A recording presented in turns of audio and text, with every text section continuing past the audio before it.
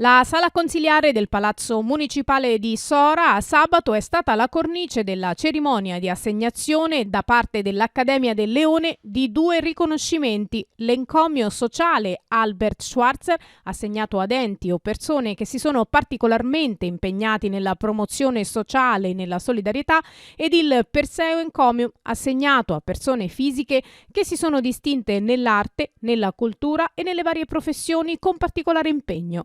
A scegliere i meritevoli dei riconoscimenti un ristretto comitato dell'Accademia del Leone presieduta da Antonio Mantova. Questo riconoscimento è stato pensato per riconoscere i meriti altrui, i meriti di tante persone che si impegnano in tanti campi. Io sono dell'idea che bisogna riconoscere le qualità altrui, anche per incentivare gli altri, anche per promuovere l'idea del riconoscimento, perché è importantissimo.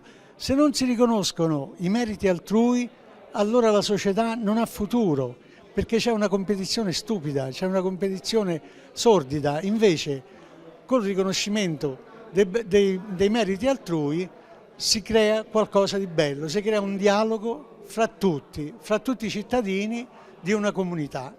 E questo era il mio spirito. Pare che la gente l'abbia recepito, ne sono felicissimo.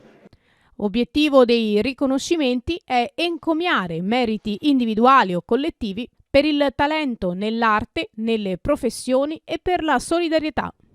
Il premio ha riguardato artisti, musicisti, fotografi, pittori, tutti coloro che nel campo dell'arte e anche della solidarietà hanno mostrato effettivamente un grande impegno, perché l'impegno è importantissimo per chi lo prodiga, ma è importantissimo anche per chi li recepisce, li valuta e sta a guardare, perché in quel modo praticamente riesce a concepire di partecipare a questo dialogo educativo della società intera.